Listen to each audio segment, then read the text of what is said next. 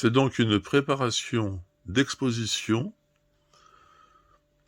sur YouTube qui est donc la visite virtuelle de l'exposition, dont une partie seulement, puisque le lieu d'exposition n'est pas assez grand, il faudrait un très très grand espace, et donc beaucoup de documents sont à expliquer, à détailler, à zoomer, à discuter.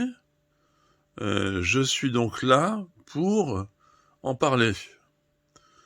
L'aventure textuelle dans l'œuvre picturale et l'aventure textuelle dans le jeu vidéo multimédia sans interface. Il y a un nom en anglais qui dit qu'effectivement quand on clique sur un endroit, sur une architecture, sur un coin, sur un personnage, il y a des options, des choix, on peut se diriger autrement, etc. Donc là, il y a pas du tout, c'est pas possible techniquement. J'ai pas la machine, je suis pas informaticien, je suis pas, etc. Il y a pas de code. Donc il y a des schémas sur lesquels je vais parler. Je vais les photographier, les inclure aux vidéos. C'est une promenade, c'est un voyage. Donc il va avoir l'esprit comme ça dans cette proposition à penser que pas qu'on se change les idées, mais enfin qu'on accède à un imaginaire, qu'on accède à des œuvres, qu'on accède à une sensibilité, à une subjectivité, et qu'on dialogue avec cette subjectivité, et qu'on participe à l'œuvre. Alors dans la galerie, dans la vraie vie, la galerie réelle, avec des vraies pierres, un vrai toit, etc., pas dans la galerie virtuelle, qui est autre chose, qui est YouTube. Dans la galerie de la vraie vie, il n'y aura pas...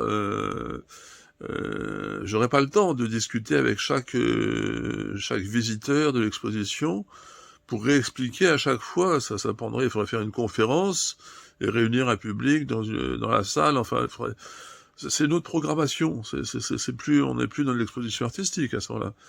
Donc c'est aussi l'aspect conférence, si vous voulez. Je le fais aussi ici finalement, quoi.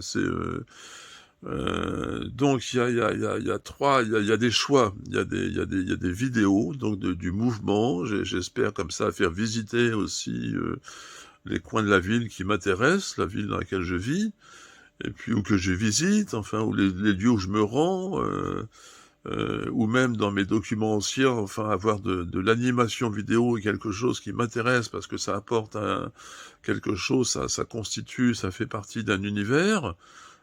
Ça véhicule une ambiance, enfin ça donne à la conscience un type de ressenti, et donc une fois que l'œuvre conditionne la subjectivité, oriente la subjectivité du spectateur, il faut ensuite qu'il le mène là où il veut le mener, avec l'image.